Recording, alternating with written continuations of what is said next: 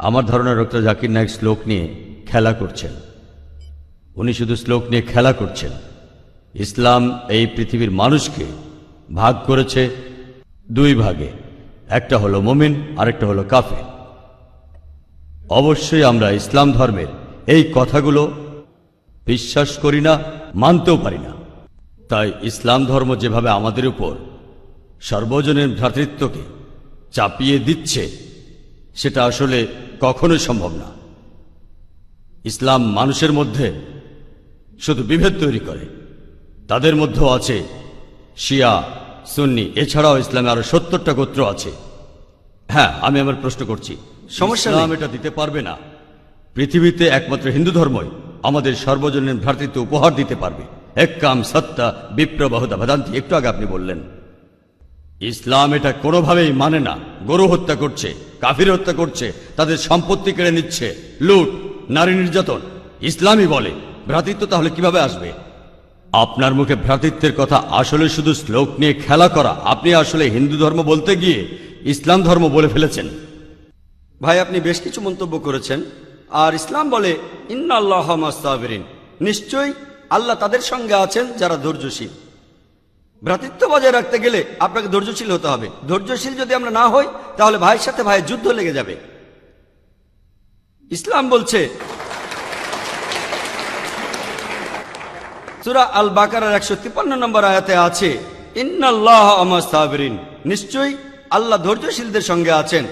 আর ভ্রাতৃত্ব বজায় রাখতে চাইলে ধৈর্যশীল হতে হবে। আর আমি এখানে উপস্থিত গুরুজনদের শ্রদ্ধা করি। তিনি হয়তো হিন্দু ধর্ম সম্পর্কে ভালো জানেন, তবে দুঃখিত যে আমি তার সঙ্গে একমত নই। ইসলাম সম্পর্কে তার জ্ঞান কিছুটা কম। আর ওনার সাথে আমি একমত যে ইসলাম ধর্মে মানুষকে দুই ভাগে ভাগ করা হয়। একটা হলো যারা বিশ্বাসী মুমিন, আরেক দল হলো কাফির, উনি যেভাবে বললেন। আর প্রত্যেক ধর্মেই দুই প্রকার মানুষ আছে, এমনকি হিন্দু ধর্মেও হিন্দু আর অহিন্দু। খ্রিস্টান ধর্মে খ্রিস্টান আর অখ্রিস্টান, ইহুদি ধর্মে ইহুদি আর নন ইহুদি, ইসলামে মুসলমান আর অমুসলমান। তাহলে ইসলাম আলাদা হলো কি করে? আর আমি এখানে হিন্দু ধর্মের সমালোচনা করব না, আমি সমালোচনা করব না। কিন্তু আজকের এই লেকচারে আমি হিন্দু ধর্ম নিয়ে কথা বলবো, কারণ আমি বিভিন্ন ধর্মের একজন ছাত্র হিসাবে আমি বেদ পড়েছি, আমি উপনিষদ পড়েছি। তবে এখানে ছোট্ট একটা মন্তব্য করি। হিন্দু ধর্মগ্রন্থ বেদে আছে যে এই মানুষ জাতি সৃষ্টি হয়েছে সর্বশক্তিমান ঈশ্বরের 4টে অংশ থেকে। তার মাথা থেকে এসেছে ব্রাহ্মণ, বুক থেকে এসেছে ক্ষত্রিয়, আর উরু থেকে বৈশ্যরা ব্যবসায়ী জাত, আর পা থেকে শূদ্ররা বর্ণপ্রথা। আমি এটা নিয়ে মন্তব্য করতে আসিনি, আমি এটা চাই না। আমি চাই না হিন্দু ভাইদের মনে আঘাত দিতে। ইসলাম ধর্ম এটার অনুমতি দেয় না। আমি এসব নিয়ে মন্তব্য করছি না, কোনো ধর্মের সমালোচনা করছি না, আমি কারো সমালোচনা করছি না। আমি কথা বলছি না যে কোনো ধর্ম ভুল। তবে আপনি যদি ভালোভাবে বেদ পড়ে থাকেন, আপনি এখানে সবাইকে বলতে পারেন বেদে কথা বলে কিনা যে স্রষ্টার মাথা থেকে ব্রাহ্মণ এসেছে, তার বুক থেকে ক্ষত্রিয়রা এসেছে, উরু থেকে এসেছে বৈশ্যরা ব্যবসায়ী জাত, বিদ্বান গোত্র, যোদ্ধা গোত্র, ব্যবসায়ী গোত্র, শূদ্র। শূদ্ররা হলো সবচেয়ে নিম্নবর্ণের। আর ডক্টর আম্বেদকর এটা নিয়ে বই লিখেছেন। আমি সব খুলে বলছি না। হিন্দু ধর্ম আমি ভালোভাবে পড়েছি। আমি হিন্দু ধর্মের অনেক কিছু শ্রদ্ধা করি, বেশ কিছুর ব্যাপারে একমত নয়, এটা আমাকে আপনি বলতে বাধ্য করলেন। পবিত্র কোরআনে সূরা আনামের 108 নম্বর আয়াতে আছে তাহাদিগকে গালি দিও না আল্লাহকে ছাড়িয়ে তাহারা যাহাদিগকে ডাকে, কেননা অজ্ঞানতাবশত তাহারা গালি দিবে আল্লাহ সুবহানাহু ওয়া তাআলাকে। এখানে আমি হিন্দু ধর্মের ভালো দিকগুলো নিয়ে বলেছি। কথাটা হলো তারা এক ঈশ্বরের ধারণায় বিশ্বাস করে। আপনার প্রশ্নের ব্যাপারে বলি যে আপনি বলেছেন মুসলিমরা তারা মানুষ খুন করে, এছাড়াও তারা হত্যা করে। আপনি বললেন গরু, ঠিক আপনি কথা বলেছেন। এই সবগুলো অভিযোগের উত্তর দেওয়া দরকার, সময় এখানে কম, কয়েকটার উত্তর দিচ্ছি। অন্য কেউ প্রশ্ন করেন, আপনাদের সবার ভুল ধারণাগুলো আমি ভেঙে দেব, আমারও ভালো লাগবে। আর ভুল ধারণাগুলো ভাঙিয়ে দিলেই তারা ইসলামকে ভালোভাবে বুঝতে পারবে। এজন্য আমার লেকচারে সবসময় একটা প্রশ্নোত্তর পর্ব থাকে। আর আমরাও বলি যখন কেউ সমালোচনা করে আমারও ভালো লাগে। যত বেশি সমালোচনা হবে তত বেশি বোঝাতে পারবো, তত ভালো করে ইসলামকে বুঝতে পারবেন। আমিও সেটাই করি। ইসলামও বলে সত্যকে ছড়িয়ে দিতে। হিকমার সাথে পবিত্র কোরআনে সূরা নেহালের 125 নম্বর আয়াতে আছে উদু ইলা সাবিলি রাব্বিকা বিল হিকমা ওয়াল মাউযিতিল হাসনা ওয়াজাদিলুম বিল্লাতি আহসান। মানুষকে প্রতিপালকের পথে আহ্বান করো হিকমত আর সদুপদেশ দ্বারা। আর উহাদের সহিত তর্ক করিবে সবচেয়ে উত্তম পন্থায়। যখন বলা হয় আমরা আমিষ খেতে পারবো কিনা, গরু ছাগল কোরবানি দেয় ইত্যাদি, আর অনেক অমুসলিমই বলবে মুসলমান আপনারা সবাই নিষ্ঠুর মানুষ, প্রাণী হত্যা করেন। ভাই আপনাদের আমি বলি, একজন মুসলমান খুব ভালো মুসলমান হতে পারে, এমনকি যদি সে পুরোপুরি ভেজিটেরিয়ান হয়।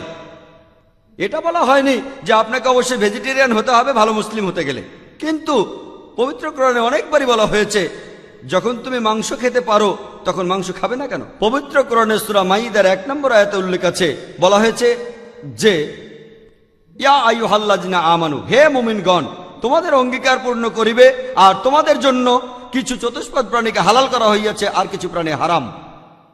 পবিত্র কোরআনে সূরা নাহলের 5 নম্বর আয়াতে উল্লেখ আছে যে আল্লাহ চতুষ্পদ জন্তু সৃষ্টি করিয়াছেন যাহাতে তোমরা শীত নিবারণ করিতে পারো এবং উহাতে বহু উপকার রহিয়াছে এবং উহা হইতে তোমরা আহার করিয়া থাকো। পবিত্র কোরআনে সূরা মুমিনুনের 21 নম্বর আয়াতে উল্লেখ আছে তোমরা চতুষ্পদের মাংস আহার করতে পারো। আমরা জানি যে আমিষে, এখানে অনেক ডাক্তার আছেন, আমি একজন মেডিকেল ডাক্তার, এতে অনেক প্রোটিন আছে, প্রচুর আয়রন আছে, আর এগুলো খুবই সুস্বাদু। আর এইসব আমিষ জাতীয় খাবারে আপনি যে প্রোটিন পাবেন, এই পরিমাণ প্রোটিন আর কোথাও পাবেন না, আপনি পাবেন না। নিরামিষের মধ্যে সয়াবিনে আপনি সবচেয়ে বেশি প্রোটিন পাবেন, সেটাও আমিষের প্রোটিনের চেয়ে অনেক কম। আর এবার আমি গরু হত্যা নিয়ে কিছু কথা বলি। যদি হিন্দু ধর্মগ্রন্থগুলো পড়েন, আমি এখানে কোন ধর্মের সমালোচনা করছি না, ভাই একটা প্রশ্ন করেছেন তাই আমাকে সত্য কথাটা বলতে হবে। হিন্দু ধর্মে আমিষ খাওয়ার অনুমতি দেওয়া হয়েছে। হিন্দু ধর্মগ্রন্থে দেখবেন সাধুসন্তরা আমিষ জাতীয় খাদ্য খায়, এমনকি গরুর মাংস। পরবর্তীতে অন্যান্য বেশ কিছু ধর্মের প্রভাবে, যেমন ধরুন জৈন ধর্ম ইত্যাদি, মানুষের উপর অহিংসার দর্শনের প্রভাব এসে পড়ল, তারা প্রাণী হত্যা বাদ দিল, তারা এই দর্শনটাকে তাদের জীবনধারায় যোগ করলো। তবে ইসলাম ধর্ম প্রাণীদের অধিকারের কথা বলে থাকে। শুধু প্রাণীদের অধিকার নিয়ে আমি একটা লেকচার দিতে পারি। পবিত্র কোরআনে আছে পশুর উপর বেশি বোঝা চাপিও না, তাদের প্রতি সদয় হও, তাদের খাদ্য দাও, কিন্তু প্রয়োজনে তোমরা তাদের মাংসও খাইতে পারো। আর যদি আপনি অন্যান্য ধর্মগুলো ভালোভাবে দেখেন, অনেকে আমিষ খেতে বারণ করেছে। এই দর্শনের ভিত্তিটা হলো এই যে আপনি প্রাণী হত্যা করবেন না, কারণ তাদের জীবন আছে, সে কারণে আমিষ খাওয়াটা অন্যায়। আমি এর সাথে একমত। যদি কোনো মানুষের পৃথিবীতে মানুষ হত্যা না করে থাকে, সেখানে আমিই থাকবো সবার উপরে। সর্বজনীন ভ্রাতৃত্ব হিন্দু ধর্মে আছে যে সব প্রাণী আপনার ভাই। প্রত্যেক প্রাণী, হোক সে সাপ, পাখি অথবা পতঙ্গ।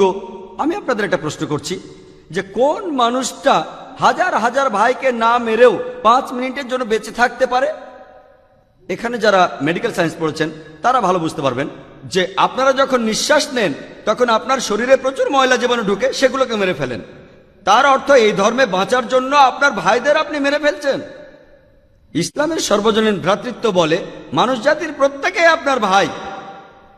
বিশ্বাসের ভ্রাতৃত্বে প্রত্যেক মুসলমানই ভাই ভাই, প্রত্যেক প্রাণীই আমার ভাই নয়। তবে অন্য প্রাণীদের রক্ষা করতে হবে, তাদের ক্ষতি করবেন না, বিনা কারণে তাদের অত্যাচার করবেন না, তবে প্রয়োজন হলে সেগুলোর মাংস খেতে পারেন। ইসলামের সর্বজনীন ভ্রাতৃত্ব বলে মানুষ জাতির প্রত্যেকেই আপনার ভাই। বিশ্বাসের ভ্রাতৃত্বে প্রত্যেক মুসলমানই ভাই ভাই, প্রত্যেক প্রাণীই আমার ভাই নয়। তবে অন্য প্রাণীদের রক্ষা করতে হবে, তাদের ক্ষতি করবেন না, বিনা কারণে তাদের অত্যাচার করবেন না, তবে প্রয়োজন হলে সেগুলোর মাংস খেতে পারেন। তাই যে দর্শন বলে আমিষ খাবার খাওয়া অন্যায়, কারণ এখানে আপনি প্রাণী হত্যা করছেন, বিজ্ঞান প্রমাণ করেছে, এমনকি গাছপালারও জীবন আছে, আপনারা জানেন। তাই এ কথা এখানে খাটছে না যে প্রাণী হত্যা করা অন্যায়। তাই এখন তারা যুক্তিটা পাল্টে বলল যে আচ্ছা, গাছেরও জীবন আছে, তবে তারা ব্যথা অনুভব করে না, তাই গাছ হত্যার চেয়ে প্রাণী হত্যা অনেক বড় অপরাধ। আর আজকের দিনে বিজ্ঞান উন্নত হয়েছে, আমরা জানি গাছও ব্যথা অনুভব করে, এমনকি গাছও কাঁদতে পারে, গাছেরও ভালো লাগতে পারে। তাই গাছ ব্যথা অনুভব করে না, এটা টিকলো না। এখানে ব্যাপারটা হলো যে গাছের কান্না মানুষ শুনতে পায় না, কারণ মানুষ কানে যে শব্দ শোনে সেটা সীমা 20 সাইকেল পার সেকেন্ড থেকে 20,000 সাইকেল পার সেকেন্ড। এই সীমার মধ্যে কিছু হলে মানুষ সেটা শুনতে পায়, এই সীমার নিচে বা উপরে মানুষ কিছু শুনতে পায় না। যেমন ধরুন কেউ যদি ডগ হুইসেল বাজায়, ডগ হুইসেল চেনেন, যেটাকে বলে সাইলেন্ট ডগ হুইসেল। যখন কেউ এই হুইসেল বাজায়, এটা সীমা হচ্ছে 20,000 সাইকেল পার সেকেন্ডের উপরে, 40,000 সাইকেল পার সেকেন্ডের নিচে। কুকুর 40,000 সাইকেল পার সেকেন্ড পর্যন্ত শুনতে পায়। তাই কেউ যদি হুইসেল বাজায়, কুকুর হুইসেলটা শুনতে পারে কিন্তু মানুষ শুনতে পায় না। এটাকে বলা হয় সাইলেন্ট ডগ হুইসেল। একইভাবে গাছপালার যে কান্নাকাটি আমরা মানুষরা কিছুই শুনতে পাই না, তবে গাছও কাঁদে, তারাও ব্যথা অনুভব করে। আমাদের একজন ভাই বললেন, যিনি বিষয়টা নিয়ে বেশ তর্ক করছিলেন, আর আমাকে বললেন, ভাই জাকির, আপনার কথা আমি মেনে নিলাম যে গাছপালারও জীবন আছে, তারাও ব্যথা অনুভব করে, তবে আপনি কি জানেন যে গাছের দুটো ইন্দ্রিয় কম আছে, তাদের 3টা ইন্দ্রিয় আছে, পশু পাখির ইন্দ্রিয় আছে 5টি। তাই গাছপালা হত্যার চেয়ে পশু হত্যা করা অনেক বড় অন্যায়। আমি তাকে বললাম যে ভাই, ধরুন আপনার একজন ছোট ভাই আছে, সে ছোটবেলা থেকে বোবা আর কালা, দুটো ইন্দ্রিয় কম।